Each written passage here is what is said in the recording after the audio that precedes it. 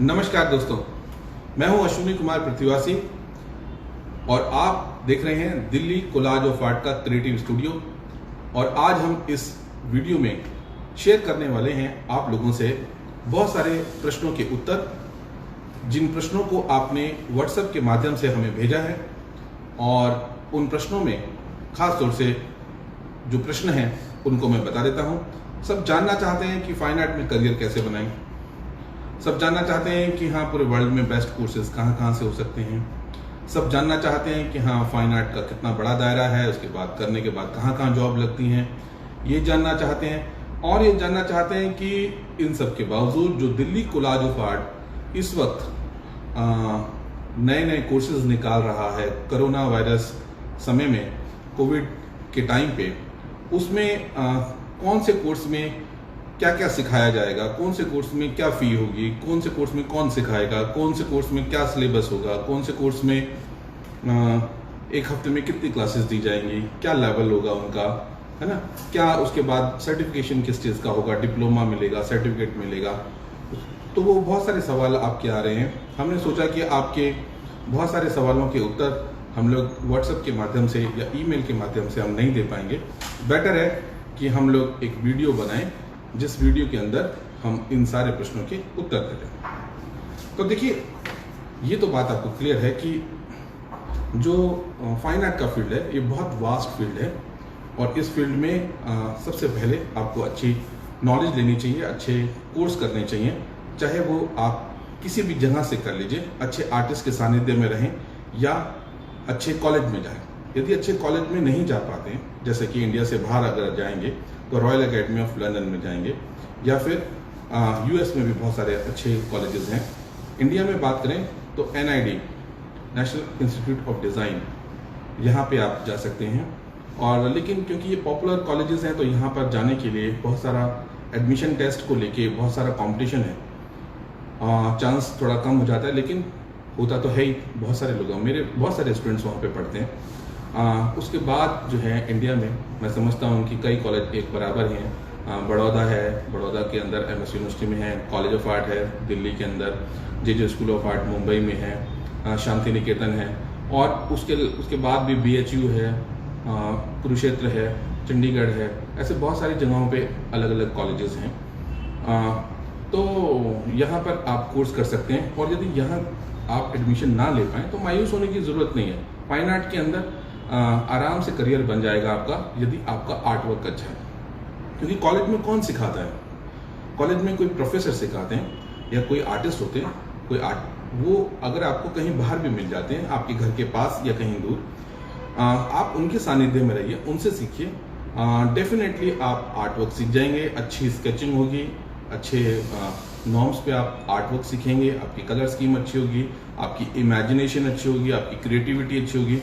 आप vast course को cover कर पाएंगे जिसमें still life, portrait, life drawing, landscapes, compositions, ये सब चीज़ें आपको आती होंगी। और डिफरेंट मीडियम्स आते होंगे, water colour, poster colour, oil colour, acrylic colour, और एक्रेलिक कलर के बाद आपके charcoal, pencil colour, soft pastel, oil pastel, ये सब चीज़ें आपको वैरायटी में, जितनी वैरायटी में आपको काम आता होगा उतने ही ज़्यादा चांसेस बन जाएंगे आपके मार्केट के अंदर जो जॉब अपॉर्चुनिटीज़ हैं उनको ग्रैब करने की और नौकरी के लिए। और ध्यान रखें इस बात का कि नौकरी के लिए कभी भी आपको डिपेंड नहीं रहना पड़ता डिग्री या डिप्लोमा पे। आपके मन में ऐसा भय, ऐसा डर, ऐसा फियर बैठा हुआ है पहले से कि बिना डिग्री के आपको जॉब नहीं मिलेगी। फाइन आर्ट के फील्ड में ऐसा है नहीं। जैसे कि सिंगिंग में, डांस में, म्यूजिक के अंदर आप देखते हैं, टीवी पे आप इतने सारे कार्यक्रम देखते हैं, फिल्मों में आप इतने सारे एक्टर देखते हैं। अभी तो वो छोटे लोग हैं, अभी तो उनके पास डिग्री नहीं है, फिर कैसे काम मिल गया उनको? क्योंकि उनकी परफॉर्मेंस ही उनका जो है डिग्री है, उनका डिप्लोमा है। उनकी परिचय को उनको परिचय देने की जरूरत नहीं है, उनका जो परफॉर्मेंस है वही परिचय दे रहा है कि वो कितना सीखा हुआ व्यक्ति है।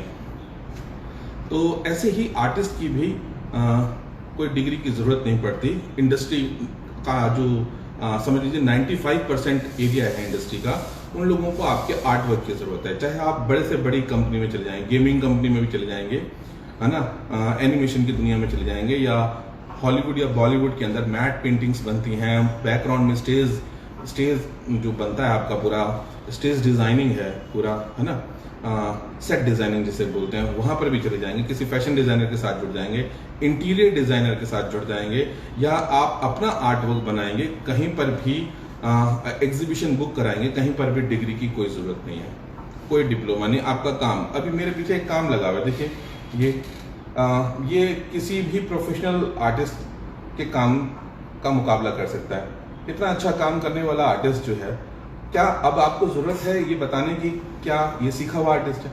नहीं जरूरत पड़ रही ना। तो लोगों को अपना काम चाहिए। तो इस तरह से आप तो एक तो मुक्त रहें, अपने परिवार वालों को भी समझाएं। आर्ट में बहुत स्कोप है, दुनिया की सारी चीजें आर्ट के इर्द गिर्द घूमती रहती हैं। सबसे पहले आर्टिस्ट डिजाइन करता है, जो डिजाइनर चीजें हैं वो सब आर्टिस्ट लोगों की ही देन है, ठीक है।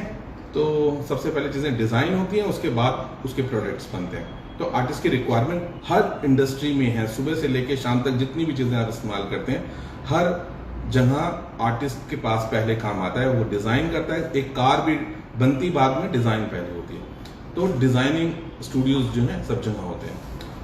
अच्छा, अब बात करते हैं कि जैसे कि आप जानते हैं कि हम लोग दिल्ली कोलाज ऑफ आर्ट से आपको ये इस वक्त लाइव सेशन दे रहे हैं। मैं हूं अश्विनी कुमार पृथ्वीवासी। मैं इस फील्ड में पिछले 30 साल से हूं। मैं भी 12th करके इस फील्ड में आया था, क्योंकि जैसे जैसे मैं आपको बताऊंगा मेरी स्टोरी क्या है, वैसे आप कनेक्ट कर पाएंगे, बात को समझ पाएंगे। क्योंकि मैं भी एकदम से तो आसमान से टपका नहीं हूँ। MF हुसैन या दूसरे जो आर्टिस्ट हैं वो लोग भी कहीं आसमान से नहीं आए, है ना। चाहे वो पुराने आर्टिस्ट लिनार्डो दा विंसी रहे हों, रेम्ब्रा रहे हों, माइकल एंजेलो रहे, सब लोग ऐसे ही बिगनर होते हैं, सीखते हैं और फिर प्रोफेशनल लेवल पे पहुंच जाते हैं। आज जेफ कून की बात करूं, US के जो आर्टिस्ट हैं, या मैं इंडिया में और दूसरे जो आर्टिस्ट हैं जैसे कि सुबोध गुप्ता है या जितेश कलाट है, ऐसे आर्टिस्ट लोगों की भी बात करूं, या राजा रवि वर्मा है, या अमृता शेरगिल थी, उनकी बात करूं, या SS रजा हैं, सुजा थे, और इस तरह के जो आर्टिस्ट हैं उनकी भी बात करूं, कृष्ण खन्ना जी की बात करूं, ये सब लोग बिगनिंग से ही ऐसे स्टार्ट करते हैं। आप लोग भी कर सकते हैं। समय लगाना पड़ेगा, टाइम लगाना पड़ेगा अच्छा खासा। जितना टाइम लगाएंगे उतने अच्छे रिजल्ट्स आ सकते हैं आपके पास। तो मैं अपनी बात बताता हूं आपको कि मेरे को भी किस तरह से शुरुआत में प्रॉब्लम हुई थी। जब मैं 10th में था तो 11th में आते सब लोग फिर वही पीछे पड़ जाते हैं, साइंस ले लो, साइंस ले लो। बट फिर भी मेरे को लगा कि हाँ, मैं, क्योंकि घर में सब लोग कॉमर्स के थे, पापा भी कॉमर्स के थे, तो उन्होंने मेरे को कॉमर्स दिला दिया। 11th 12th मैंने कॉमर्स किया, इनफैक्ट फर्स्ट ईयर भी मैंने कॉमर्स किया। लेकिन मेरा मन जो है क्रिएटिव चीज़ों में लगा रहता था, और मुझे लगा कि हाँ, मैं कॉमर्स में यार अपने आप को फिट नहीं कर पाऊंगा। अंदर से एक बेचैनी जो होती है ना, वो होने लगी थी। धीरे धीरे इंसान अपने आप को समझता है, अपने से बातें करता है। तो फिर मेरे को लगा कि नहीं, मैं आर्ट में मेरे को जाना है और मैं आर्ट में जाऊंगा। और तब मेरे फादर ने मेरे को सपोर्ट किया। आप लोगों के पेरेंट्स में से बहुत सारे पेरेंट्स ऐसे हैं जो सपोर्ट नहीं करते। उनको लगता है कि बस डॉक्टर बन जाओ, इंजीनियर बन जाओ, लॉयर बन जाओ, चार्टर्ड अकाउंटेंट बन जाओ, या कुछ ऐसा काम कर लो जिसमें उनको गारंटी मिल रही हो कि ये पैसा कमाएगा जिंदगी में। तो मैं समझता हूँ कि आप सब पेरेंट्स को मैं रिक्वेस्ट करता हूँ कि अपने बच्चों को, यदि उनका मन है इसमें आने का, और बहुत टाइम खर्च करता है आपका बच्चा, मैं सिम्टम्स बता रहा हूँ आपके बच्चे के, यदि उसका मन है और बहुत ज़्यादा टाइम स्पेंड करता है, आप देखते हैं कि वो लगातार स्केचिंग, पेंटिंग करता रहता है, तो आप उस फील्ड में उसे जाने दीजिए, उसे खुला छोड़ दीजिए, डायलॉग बोल दीजिए, जा सिमरन जी ले अपनी ज़िंदगी, अच्छे से उसे उसमें समय लगाने दीजिए। लेकिन ध्यान रखें, फिर उसे वादा ले लीजिए कि फिर ऐसा ना हो कि आर्ट करने के साथ साथ वो बहुत सारा टाइम व्हाट्सएप पे, इंस्टाग्राम पे, फेसबुक पे, या PUBG खेलते वक्त या इस टाइप में ना खर्च करें। टाइम इन्वेस्ट करना पड़ता है, इसमें टाइम लगाइए, अच्छा आर्ट वर्क कीजिए। तो अच्छा आर्ट वर्क करके ऐसे ही मेरे पेरेंट्स ने मेरे को अलाउ किया कि भाई ठीक है, अगर आप 12th के बाद फाइन आर्ट में आना चाहते हैं तो उन्होंने मेरे को बताया कि हाँ, दिल्ली यूनिवर्सिटी का एक कॉलेज है, कॉलेज ऑफ आर्ट, वहाँ आप अप्लाई कीजिए। मैंने 90 में अप्लाई किया, मैंने कोई तैयारी नहीं की थी, मैं फेल हो गया। आप भी फेल हो सकते हैं, आप में से कुछ लोग हुए भी होंगे। कई लोग मायूस हो जाते हैं, फील्ड को छोड़ देते हैं, नाराज हो जाते हैं। कई लोग दोबारा से खड़े होते हैं, फिर तैयारी करते हैं, दोबारा एडमिशन टेस्ट देते हैं। मैंने भी ऐसे ही किया। मैं 2 साल तक छोटे मोटे दूसरे कोर्सेज करता रहा। ITI, भारतीय विद्याभवन, कनॉट प्लेस में है, पार्ट टाइम कोर्स कराते हैं। तो यहाँ से मैंने और कोर्सेज किए और फिर 92 में मैंने दोबारा एडमिशन टेस्ट दिया और इस बारे में बहुत अच्छे मार्क्स से, अच्छे तरीके से, अच्छी पोजीशन पे मैंने क्लियर किया उसको। और इस तरह से करते करते सुबह शाम अलग अलग कोर्सेज करते करते मैंने 12 साल के फाइन आर्ट के कोर्सेज किए और ये सुबह शाम करके जोड़ के हुए। और फिर 17 अगस्त 1996 को मैंने पहले बच्चे को पढ़ाना शुरू किया। उस वक्त जो है वहाँ से जर्नी शुरू हुई और देखते देखते 1 बच्चे से 2 बच्चे, 2 से 4 होते चले गए और हमारे फिर उसके बाद कॉलेज बन गए। उस टाइम रंगशाला करके हमने इंस्टीट्यूट खोला था और फिर हमने 2001 में प्लान किया कि हम लोग इसको प्रॉपर बड़े कॉलेज के तौर पे लेके जाएंगे। फिर Delhi college of art, collage Picasso और ब्राक ने डिजाइन किया था। वो मैं देखता हूँ कि एक कॉल आ रही है इसके अंदर, उसको अगर काट दें तो आप समझिए कि दिल्ली कोलाज ऑफ आर्ट नाम का हमने कोर्स शुरू किया। मतलब वो एक कॉलेज और उसको कोचिंग सेंटर बोल सकते हैं, कुछ भी बोल सकते हैं आप। आपके मन में जो भी आपने मन में भावनाएं बना रखी हैं कि कॉलेज ऐसा होता है, इंस्टीट्यूट ऐसा होता है, ट्यूशन सेंटर ऐसा होता है, कोचिंग सेंटर, जो भी आप सोच सकते हैं सोचिए। लेकिन यहाँ की जो टीचिंग जो है आता था और शुरू से मैंने उस पर जोर दिया कि आउटपुट अच्छी आनी चाहिए, हर स्टूडेंट की आउटपुट अच्छी आनी चाहिए। वही मेरा सबसे बड़ा हथियार है और मेरे को फिर कुछ कहने की जरूरत नहीं पड़ेगी। और मैंने दिन रात एक कर दिया और अब आप देख रहे हैं कि पिछले 19 साल से दिल्ली कोलाज ऑफ आर्ट एक बड़ा ब्रांड बन चुका है, बड़ा नाम बन चुका है मेरे स्टूडेंट्स की वजह से। मेरे स्टूडेंट्स ने मुझ पर भरोसा रखा, उन्होंने अच्छी आउटपुट दी, जितना मैं सिखा सकता था दी बेस्ट मैंने अपनी तरफ से 100% दिया। मेरे पेरेंट्स का और मेरे टीचर्स का आशीर्वाद रहा। तो इस तरह से करते करते एक दिल्ली कोलाज ऑफ आर्ट की स्थापना हो गई। उससे पहले दिल्ली में 4 कॉलेज ही होते थे। Delhi college of art 4 college होते थे। कॉलेज है वो है कॉलेज ऑफ आर्ट, फिर सेकंड लेवल पे मैं समझता हूँ जामिया मिलिया है और फिर 2 कॉलेज शिल्पा भारती और शारदा वकील, ठीक है। ये 4 कॉलेज होते थे। लोगों के पास प्राइवेट में ये ऑप्शन नहीं होता था कि अब कहाँ जाएं, क्योंकि सब भरने के बाद भी सारी सीटें भरने के बावजूद भी बहुत सारे ऐसे लोग रह जाते थे जिनको आर्ट सीखना होता था और वो दूसरे शहरों में नहीं जा सकते थे। और कई लोगों को ऐसे बहुत सारे ऐसे वर्ग थे जो लोग आर्ट कॉलेज का एडमिशन टेस्ट भी नहीं दे सकते थे। एलिजिबिलिटी उनकी अलाउ नहीं करती थी। किसी ने मान लो 12th नहीं किया तो वो आर्ट कॉलेज नहीं जा सकता। किसी ने 12th किया लेकिन 50% मार्क्स नहीं आए, वो भी आर्ट कॉलेज नहीं जा सकते। किसी की एज ज्यादा हो गई, वो भी आर्ट कॉलेज नहीं जा सकते। कोई जॉब कर रहा है, वो भी आर्ट कॉलेज नहीं जा सकते क्योंकि सैटरडे संडे कोई पढ़ा नहीं रहा। कई लोग ऐसे हैं जिनके पास 4 साल नहीं है, वो भी आर्ट कॉलेज नहीं जा सकते। तो देखिए कितना बड़ा वर्ग था जो आर्ट कॉलेजेस जा ही नहीं सकता था। और वो अपनी कंट्री के लोग थे और आर्ट लवर थे, आर्ट सीखना चाहते थे। उनके पास कोई एक प्रोफेशनल प्लेटफॉर्म नहीं था और दिल्ली कोलाज ऑफ आर्ट ने उनके सामने एक बहुत प्रोफेशनल प्लेटफॉर्म पेश किया और लोगों ने उसको समझा, लोगों ने उसे ज्वाइन किया और पिछले 19 सालों में हमने 7,500 स्टूडेंट्स पढ़ाए। और हमारी ट्रेनिंग का लेवल आप इस बात से अंदाजा लगा सकते हैं कि क्या लेवल रहा होगा। उन 7,500 में 40 कंट्री के लोगों को पढ़ाया हमने। हम लोग पहले कॉलेज हैं जो अपने स्टूडेंट्स को इंडिया से बाहर लेके जा पाए हैं, स्पेशली यूरोप, फ्रांस में हम लोग लेके गए बच्चों को, पेरिस अपने स्टूडेंट्स को 40 लोगों का एक ग्रुप गया था और वहाँ मोनालिसा लूव्र म्यूजियम यानी कि दुनिया का सबसे बड़ा म्यूजियम हमने वहाँ उनको दिखाया। और क्लाउड मोने के गांव गए हम लोग जीवरनी और हम लोग एफिल टावर पे 2 घंटे रहे 2nd फ्लोर पे। दूसरा हम लोग वर्साइल पैलेस गए। उसके बाद हम लोग द ऑर्से म्यूजियम जहाँ वैन गॉग और जो इम्प्रेशनिस्ट लोग हैं उनकी अच्छी कलेक्शन है, वो दिन रात हमने म्यूजियम ही देखे एक तरह से वहाँ पे। तो ये पहला कॉलेज है। अच्छा, दूसरी बात, इस कॉलेज की ट्रेनिंग का लेवल आप ये देखिए कि यहाँ से सिर्फ 1 साल का कोर्स करने के बाद लोग अपना खुद का इंस्टीट्यूट रन कर सकते हैं।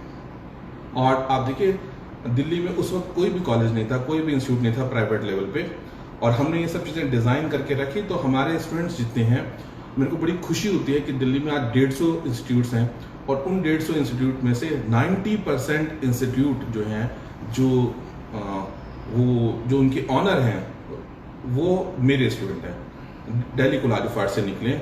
उनकी तस्वीरें आप हमारे एलुमनाई ग्रुप में देख सकते हैं। ये मेरे को बहुत ही खुशी है। मैं आशीर्वाद देता हूँ इस वीडियो के माध्यम से कि वो लोग अच्छा करें, और वो अच्छा कर रहे हैं। अच्छा, मेरे को बड़ी खुशी है, क्योंकि मैं 2 हाथों से बहुत लिमिटेड लोगों को ही पढ़ा सकता था, लेकिन इतने सारे कॉलेजेस खुलने से अच्छी बात है कि वो इतने सारे लोगों तक पढ़ा रहे हैं। ये जो मेरी पढ़ाई हुई शिक्षा है, वो उनके माध्यम से उन तक पहुँच रही है। तो ये बड़ी बहुत ही प्राउड की बात है मेरे लिए भी, उनके लिए भी। और बड़े प्यारे बच्चे हैं वो सब लोग। मैं उनके परिवार के लिए आज शुभकामनाएं देता हूँ।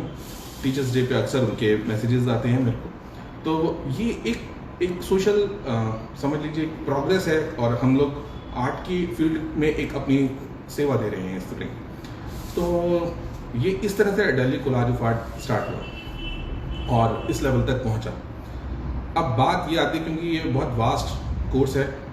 अब पिछले 8 साल से मैं फर्स्ट ईयर को नहीं पढ़ा रहा था। फर्स्ट ईयर को मैं वीडियोस बना दी थी, मैंने वीडियोस के माध्यम से हम पढ़ाते थे, और वहाँ पे मेरे जो टीचर्स होते थे जो हमारे, वो पढ़ाते थे। मैं second year, third year, fourth year, in fact fifth year जो कॉन्सेप्चुअल आर्ट है, मॉडर्न आर्ट है, मैं उन चीज़ों को जो है उन सब्जेक्ट्स पे अपने लेक्चर देता था। तो अभी फिर कोरोना आ गया। 15 मार्च को हमने अपने कॉलेज बंद कर दिए। 15 मार्च 2020, 15 मार्च 2020 को हमने अपने कॉलेजेस बंद कर दिए, और 22 मार्च से तो ऑफिशियली लॉकडाउन हो गया था। शुरू में हमने थोड़ा टाइम बिताया, लेकिन कुछ समय बिताने के बाद, आराम करने के बाद, फिर लगने लगा खालीपन। फिर हमें लगा हमारे इतने साल का जो एक्सपीरियंस है, मेरे 30 साल का एक्सपीरियंस जो है, वो वेस्ट चला जाएगा। तो इससे तो अच्छा है कि मैं ऑनलाइन ट्राई करता हूँ। और फिर मैंने ऑनलाइन पढ़ाने के लिए टूल्स शुरू किए, देखे। शुरू में हम लोग गूगल मीट से हमने शुरू किया, उसमें पढ़ाना शुरू किया। शुरू में लोगों में डर था, कुछ स्टूडेंट्स में डर था कि पता नहीं ऑनलाइन में सीख पाएंगे या नहीं सीख पाएंगे। और हमने पढ़ाते पढ़ाते फिर जूम पे आ गए हम लोग, और इस तरह से हमने इस चीज़ को बढ़ाना शुरू किया। लोगों की इच्छाएं, लोगों के सजेशंस हमने सुने, और उनके अकॉर्डिंग हमने चीज़ें डिज़ाइन की। हमने जो अपने जितने अवेलेबल कोर्सेज थे, हम लोग अपने कॉलेज के अंदर 21 प्रकार के कोर्सेज कराते थे। डिपेंड करता है कि हाँ किस वर्ग के लोग आ रहे हैं, किस लेवल पे जाना चाहते हैं, तो उसके हिसाब से हमने 21 कोर्सेज अपने डिज़ाइन किए हुए थे। आप सोचिए कि top level Delhi college of art के जो कोर्सेज थे, 5 कोर्सेज थे वहाँ पे, ठीक है। और उसके बाद सेकेंड लेवल आता था Leonardo school of visual art. ये हमारा ही कॉलेज है, हमने ही बना रखा है। और उन कई लोगों को सेकेंड लेवल चाहिए होता है, क्योंकि उनको फी का उनका एक लिमिटेड बजट है, ठीक है। और तीसरा होता है आशु रंगशाला, ये भी हमारा इंस्टीट्यूट है। उनको हॉबी लेवल पे चाहिए होता है लोगों को, उनको, क्योंकि ऑलरेडी वो दूसरे प्रोफेशन में होते हैं। और उससे क्या होता है कि जो कोर्स हमारा टॉप लेवल पे था, सुपर प्रोफेशनल कोर्स, वो 36,000 रुपीज़ पर मंथ था बिफोर कोविड। और उससे 2-2 हज़ार, 5-5 हज़ार कम करते लास्ट में जो सबसे जिसे कहते हैं सबसे लास्ट कोर्स था, वो आशु रंगशाला का था 3,500 रुपये per month, 3,500 rupees per month. और एक इंस्टीट्यूट हम लोग रन करते थे, हमारी ब्रांच उत्तम नगर में थी, वहाँ पे हम लोग फ्री पढ़ाते थे। लंबे समय से हम वहाँ फ्री पढ़ाते रहे, और गरीब बच्चों को हम लोग फ्री पढ़ाते थे। उन बच्चों को भी हम फ्री पढ़ाते थे जिन बच्चों के पेरेंट्स नहीं हैं अब इस दुनिया में, अनफॉर्चुनेटली। और जिस घर से कोई शहीद हुआ है, उस परिवार में से भी कोई भी पढ़ना चाहे तो उनको भी हम फ्री पढ़ाते थे। ये फ्री पढ़ाने वाला काम हम लोग बहुत लंबे समय से कर रहे हैं। मैं 12th में जब था, मतलब वही 30 साल से मैं कर रहा हूँ। अच्छा, तो ये 3 लेवल हैं। अब देखिए, लोग हमसे पूछ रहे हैं कि ये 3 लेवल क्या है। देखिए, आप जैसे मैथ्स पढ़ते हैं, मैथ्स आप फर्स्ट क्लास में भी मैथ्स पढ़ते हैं, सेकंड क्लास में भी मैथ्स पढ़ते हैं, टॉपिक तो वही रहा, सब्जेक्ट का नाम तो वही रहा, तो क्या चेंजेस हो रहे हैं? 10th में मैथ्स पढ़ा आपने तो क्या चेंज हो गया? उसके लेवल, उनका डेप्थ, उसके अंदर प्रोफेशनलिज्म, वो उसकी एक्सरसाइज चेंज हो गई है ना, हाई लेवल पे चला गया वो। ऐसे फिर कई लोग 12th तक मैथ्स पढ़ते हैं, कई लोग ग्रेजुएशन लेवल तक मैथ्स पढ़ते हैं, कई लोग पोस्ट ग्रेजुएशन लेवल तक मैथ्स पढ़ते हैं, कई लोग पीएचडी लेवल तक मैथ्स पढ़ते हैं। क्या चेंज होगा? मैथ्स का लेवल चेंज हो जाएगा। सिमिलरली आर्ट का भी लेवल चेंज होता है, टॉपिक वही रहते हैं, वही वाटर कलर, वही ऑयल कलर, वही पोर्ट्रेट, वही लैंडस्केप, वही क्रिएटिव आर्ट, वही टॉपिक वही रहते हैं, still life, landscape, portrait, composition, topic वही रहने वाले हैं, लेवल चेंज होता है। तो हमने लोगों के बजट के अकॉर्डिंग तीनों सेक्शन में उसको डिवाइड कर दिया। अगर आप देखिए सुपर प्रोफेशनल कोर्स करना चाहते हैं तो दिल्ली कॉलेज ऑफ आर्ट में जाएंगे, या आपका बजट कम है तो लिनार्डो में आएंगे, Leonardo school of visual art, या फिर और कम बजट है तो आप, या फिर आपकी प्रोफेशनल इच्छाएं कम है तो आप आशु रंगशाला में जाएंगे। यहाँ से स्टार्ट होता है। तो इस तरह से हमने 3 लेवल्स में उसे डिवाइड कर दिया। आशु रंगशाला में आप आर्ट के टॉपिक वही रहेंगे, जो लेवल होगा, जो डेप्थ होगा, वो इस तरह से रहेगा कि जो वर्ल्ड की जो बेस्ट स्कूल्स के अंदर 12th क्लास के अंदर जो आर्ट का लेवल है, जो सिखाया जा रहा है, उस लेवल तक हम लोग उसके अंदर टॉपिक लेंगे। इसका कोर्स सिलेबस हमारी वेबसाइट पे दिया होगा, ठीक है। तो 12th लेवल तक आ गया। फिर उसके बाद जो लोग बीएफए के लेवल की चीजें, वो हम लोग लिनार्डो में हम सिखाते हैं, Leonardo school of visual art के अंदर। और इसके अंदर 2 बैचेस हैं अभी फिलहाल, फीस कम करके कोरोना वायरस की वजह से। एक बैच है 2000 रुपये पर मंथ, एक बैच है 4000 रुपये पर मंथ। 2000 रुपये पर मंथ में आप सीखेंगे सेकेंड ईयर लेवल तक का काम। बीएफए में 4 साल का कोर्स होता है ना, वो सेकेंड ईयर लेवल तक का काम सीखेंगे। और 4000 पर मंथ में आप 4th ईयर के लेवल तक का काम सीखेंगे। इन सारे कोर्सेज की शुरुआत बिल्कुल जीरो से होगी। पेंसिल कैसे पकड़नी है, शार्प कैसे करनी है, स्केचिंग कैसे शुरू करनी है, ठीक है। लेकिन लेवल बढ़ता जाएगा, डेप्थ का लेवल हाई है। और लिनार्डो के बाद जो हमारा दिल्ली कॉलेज ऑफ आर्ट है, जिसका प्रीमियम कोर्स है हमारा 7000 रुपीज पर मंथ, इस लेवल पे आते आते आप एमएफए लेवल तक आ जाएंगे, ठीक है। यानी कि 0 से स्टार्ट होके यहाँ इस कोर्स में एमएफए लेवल तक जाते हैं हम लोग। और फिर इसके बाद 10,000 रुपीज पर मंथ है और 20,000 रुपीज पर मंथ, वो पीएचडी लेवल तक पहुंच जाते हैं आप लोग। तो इस तरह से तीनों के लेवल अलग अलग बने हुए हैं। अब नंबर ऑफ क्लासेस को लेके है, देखिए जैसे कि लोगों को, इंडिया के लोगों को बहुत शौक है, मैं यूके से पढ़ के आया हूँ, या मैं यूएस से मैंने पढ़ाई की है, कनाडा से मैंने पढ़ाई की है, ऑस्ट्रेलिया से पढ़ाई की है। तो वहाँ कौन पढ़ाता है? क्या वहाँ बिल्डिंग्स पढ़ाती हैं, खिड़कियाँ पढ़ाती हैं, दरवाजे पढ़ाते हैं, फर्नीचर पढ़ाता है? कौन पढ़ाता है? क्यों इतना नाम है वहाँ का? वहाँ अनुभवी फैकल्टी है। जब दुनिया में फॉर्मल स्कूल्स नहीं होते थे तो लोग सिर्फ गुरु को ढूंढते थे, क्योंकि ज्ञान यहाँ है, ज्ञान गुरु के मस्तिष्क में है, उनके अनुभव में है। ज्ञान गुरु देता है, बिल्डिंग्स नहीं देती। इस बात को ध्यान रखें। तो सही तरीका तो ये है कि आपको अच्छा गुरु ढूंढना है। पहले लोग ज्ञान लेने के लिए निकलते थे घर से और अच्छा गुरु ढूंढ के उससे ज्ञान लेके वापस आ जाते थे। लेकिन ओवर द पीरियड हुआ क्या? बीच में आडंबर आ गए, बीच में सर्टिफिकेशन शुरू हो गया, बीच में स्कूल शुरू हो गए, बीच में इंस्टीट्यूट आ गए, बीच में कॉलेजेस आ गए, यूनिवर्सिटीज आ गई। और क्या होने लग गया? बड़े बड़े ब्रांड बन गए, बड़े बड़े एडवर्टाइजमेंट सिस्टम बन गया। और गुरु जो इंडिविजुअल बहुत कुछ कर सकता था, उसकी पहचान कम होने लगी।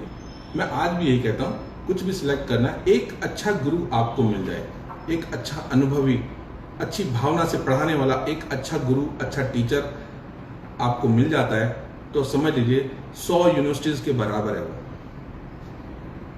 बस आपको वो ढूंढना है, चाहे वो आपके घर में हो या घर के साथ में हो या कहीं दूर हो या किसी कॉलेज में पढ़ा रहा हो या वो खुद का कॉलेज चला रहा हो।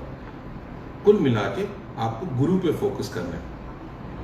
उसका नाम क्या है, रमेश सुरेश, उससे कोई फर्क नहीं पड़ता। ठीक है, तो मैं समझता हूँ इस तरह से हमने लेवल्स तो बनाए हैं और यहाँ पर हमने क्लासेस बनाई हैं कि 1000 रुपये तक। जैसे सबसे पहली बात है कि हाँ 20,000 का जो हमारा कोर्स है, फिर उसके बाद 10,000 रुपये का कोर्स है। 10,000 रुपये कोर्स के अंदर 175 सेशन है एक साल के अंदर, उसके सारे सेशन मैं खुद लूंगा। जो वेबसाइट पे AKP लिखा हुआ है, अश्विनी कुमार पृथ्वीवासी उसका नाम है, उसका मतलब है, उसकी फुल फॉर्म है, वो सारे सेशन मैं लेने वाला हूँ। और उसके बाद जो 7,000 रुपये पर मंथ वाला कोर्स है, जो कि पहले कभी 36,000 रुपीज़ पर मंथ होता था, यानी कि 80% हमने अभी डाउन किया हुआ है फिलहाल। तो उसमें 150 सेशन होंगे, 150 सेशन होंगे, जिसमें 75 सेशन मैं लेने वाला हूँ। एक ये कॉल कर देना, 75 सेशन मैं लेने वाला हूँ और 75 सेशन कोई और लेने वाला है। ठीक है, जैसे दूसरे इंस्टीट्यूट चल रहे हैं वहाँ पे उस लेवल का कोई आर्टिस्ट पढ़ाएगा आपको। उसके बाद आते हैं लिनार्डो में। लिनार्डो में 4,000 रुपीज़ पर मंथ है। उसमें मेरी कुछ क्लासेस होंगी। कितनी क्लासेस मेरी उसके अंदर होंगी मैं अभी आपको बताता हूँ। इतने सारे टेबल बना बना के आप लोगों की इच्छाएं पूरी करते करते जो है अभी नए कोर्स डिज़ाइन किए हैं, तो उस तरह से मेंशन नहीं किया है कि हमने। तो उसमें कुछ क्लासेस मेरी हैं, मतलब जैसे जैसे नीचे आएंगे मेरी क्लासेस जो हैं कम होती जाएंगी। 12 क्लास 4 हाँ, इसके अंदर आप समझिए मैं एक महीने का शेड्यूल दे देता हूँ आपको। एक महीने में 12 क्लासेस होंगे आपकी। 12 में से 4 क्लासेस मैं लूँगा और 8 क्लासेस कोई और आर्टिस्ट लेगा। ठीक है, 2000 वाले में मेरी 2 क्लासेस होंगी और बाकी कोई और आर्टिस्ट लेगा। और 2000 रुपये शायद 10 क्लासेस हैं क्या? नहीं, 12 क्लासेस हैं। हफ्ते में 3 क्लासेस होती हैं, थ्राइस ए वीक क्लासेस देते हैं। तो एक महीने में आप 12 क्लासेस मान के चलिए। 2000 रुपये पर मंथ, 4000 रुपये पर मंथ, 7000 रुपये पर मंथ। इन तीनों में एक हफ्ते में 3 क्लासेस होती हैं, यानी कि महीने में 12 क्लासेस होती हैं। जो 10,000 रुपीज़ पर मंथ है उसमें हफ्ते में 14 से 15 क्लासेस होती हैं।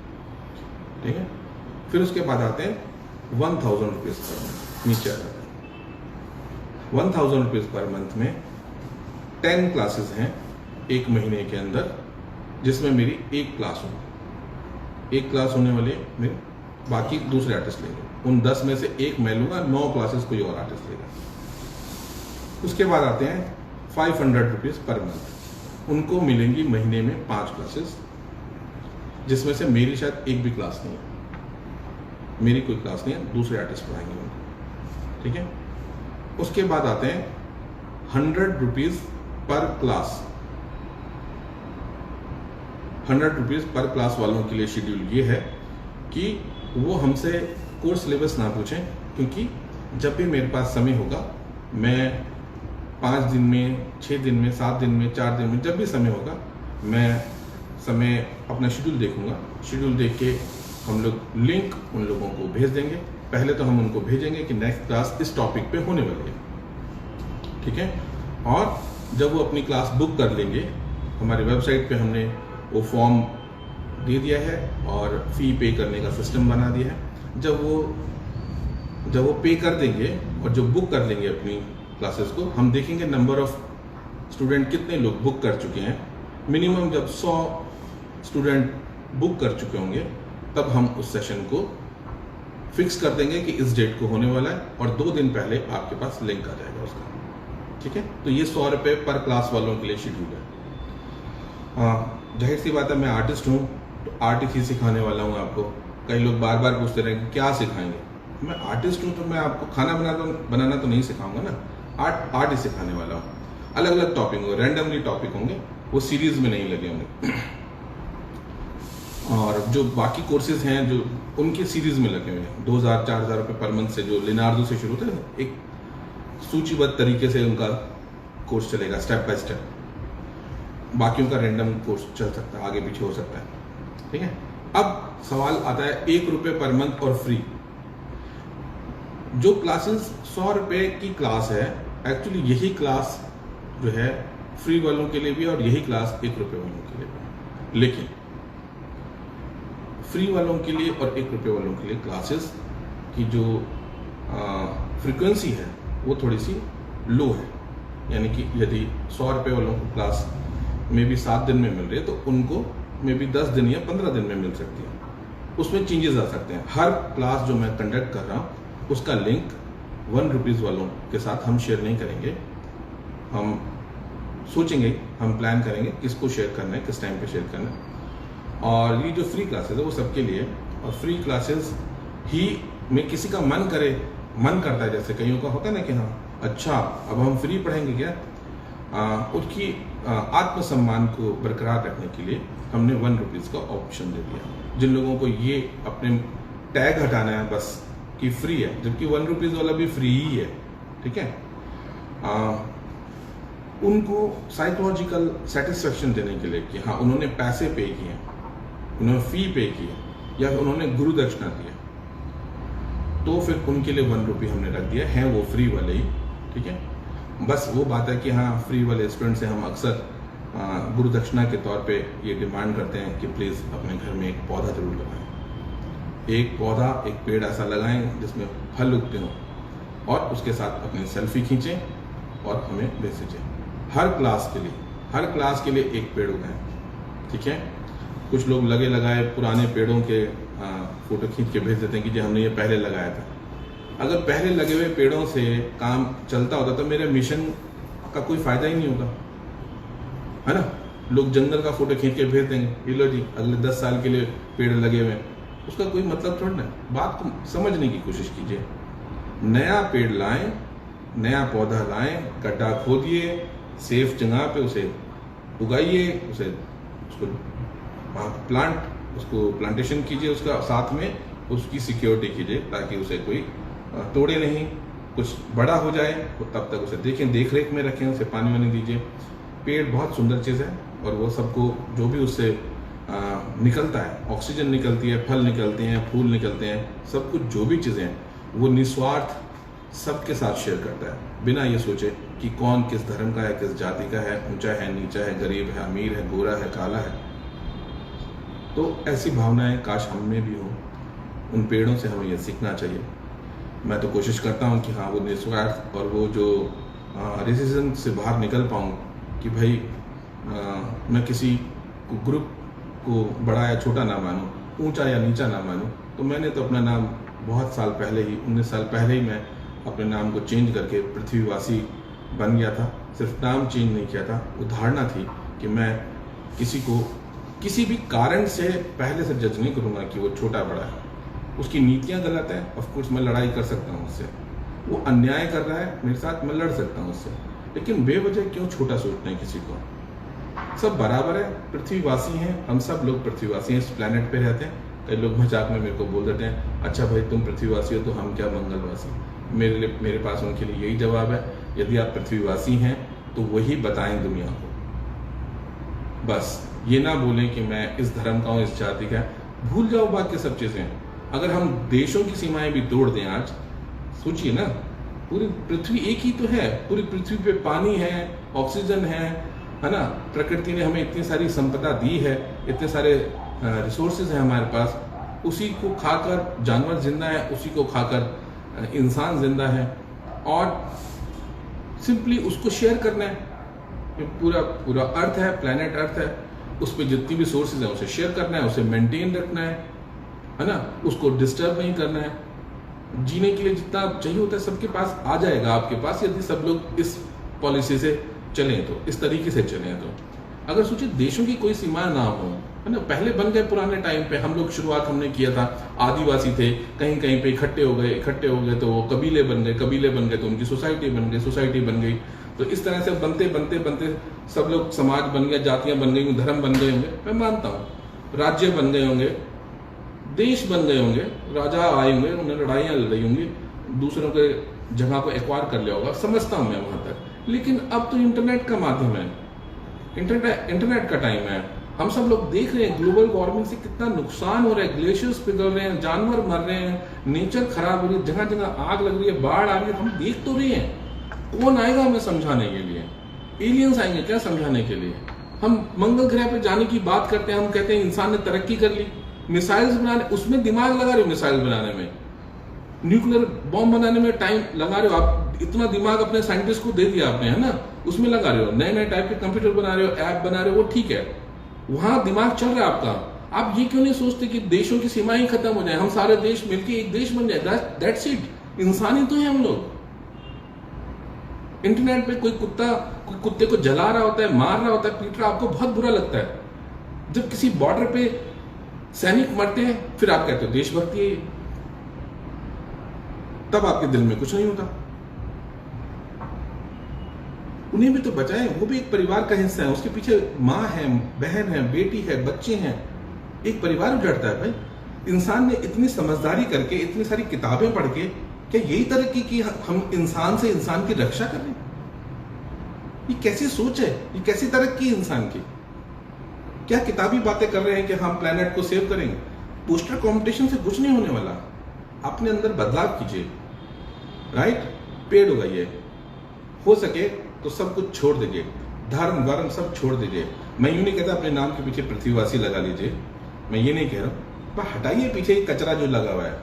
आप इंडिविजुअल जैसे हैं वैसे हैं, अपने कर्मों की वजह से जाने जाएं, आप ऐसे बनिए, ऐसी सोच रखिए। मेरे लिए कोई देश नहीं है, मैं किसी से लड़ता नहीं, मेरे दिमाग में लड़ने का आइडिया नहीं आता। क्यों लड़े भाई? सारे लोग तो अच्छे हैं, सब अच्छे हैं, बात ही खत्म। आप नेताओं तक पहुंचाइए ये वीडियो, हो सकता है वो मुझे मार दें, और हो सकता है समझदार बने, हो सकता है वो समझ जाएं, ठीक है ना? सब छोड़ दीजिए। कितना पैसा कमाएंगे सारे, मैं जितने भी इंडस्ट्रियलिस्ट हैं उन लोगों से रिक्वेस्ट करना चाहूँगा, जितने कॉर्पोरेट घराने हैं उनसे रिक्वेस्ट करना चाहूँगा, जितने बड़े बड़े माफिया लोग हैं उनसे बोलूँगा, जितने बड़े बड़ी कंट्री के पावरफुल पॉलिटिशियंस हैं, या चाहे वो अमेरिका के हों, रशिया के हों, जर्मनी के हों, या जापान के, चाइना के, इंडिया के, ऑस्ट्रेलिया के, इजराइल के, जहाँ के भी पावरफुल लोग हैं, प्लीज क्या कर रहे हो आप लोग? कितना पैसा कमाओगे? क्या करोगे उस पैसे का? आप जिस अर्थ से सारे रिसोर्सेज लेके अपना जीवन चला रहे हो, उस अर्थ के बदले में आपने क्या दिया? बताओ मुझे, कौन सी जानवर ने पिछले हजारों सालों में अर्थ को नुकसान पहुंचाया है? कोई एक जानवर का नाम लीजिए आप, एक पक्षी का नाम लीजिए, एक मछली का नाम लीजिए। किसी ने भी, किसी पेड़ ने, किसी जानवर ने इस अर्थ को कोई नुकसान नहीं पहुंचाया सिवाय इंसान के। सिर्फ इंसान ने नुकसान पहुंचाया है इस अर्थ का, और खुद को जानवरों से सुपीरियर बताता है, जानवर को एक गाली के तौर पे इस्तेमाल करता है। शर्म आती है मेरे को ये कहते हुए कि मेरी बॉडी जो है इंसानों जैसी है। काश मैं जानवर ही होता, कम से कम एक प्राउड होता मेरे को, एक आत्मस्वाभिमान होता मेरे अंदर, एक स्वच्छता होती है मेरे अंदर कि मेरी वजह से ये मदर अर्थ जो है वो डिस्टर्ब नहीं हुई, परेशान नहीं हुई, वो चिल्ला नहीं रही, वो चीख नहीं रही, मैंने उसे मारा नहीं है। आज गिल्ट है मेरे अंदर, मैं उस प्रजाति से बिलोंग कर रहा हूं, मेरी वैसी शक्ल है। इसलिए मैं कहता हूं पेड़ उगाएं, अपने पेरेंट्स के साथ रहें, आसपास सिर्फ अपनी सफाई ना करें, आसपास भी सफाई कीजिए, बाहर की भी सफाई कीजिए। इंतजार मत कीजिए कि कोई नेता आएगा या कोई सरकारी एजेंसी के लोग आएंगे। साफ सफाई मेंटेन कीजिए, पढ़ाई कीजिए, बेवजह किसी को छोटा ना समझें, बेवजह लड़े नहीं, ईमानदारी से जीवन जिएं, कला सीखें, किसी भी प्रकार की कला सीखें, चाहे ड्राइंग, पेंटिंग, म्यूजिक, थिएटर, किसी भी प्रकार की कला सीखें। कला सीखने से इंसान सेंसिटिव होता है, संवेदनशील होता है, क्रिएटिव होता है। आपका जीवन भी अच्छा होगा, आपके सोचने की थॉट प्रोसेस भी अच्छा होगा, आप किसी के साथ अन्याय नहीं करेंगे, आप संतुष्ट रहेंगे जीवन से, ऐसा मेरा मानना है। इन्हीं शब्दों के साथ मैं आज की इस मुलाकात को यहाँ विराम देता हूँ।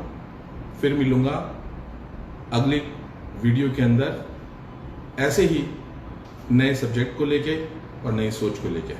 तब तक मुझे आज्ञा दीजिए। मैं हूँ Ashwini Kumar Prithvivasi, founder and principal, Delhi college of art. Bye bye. Thank you.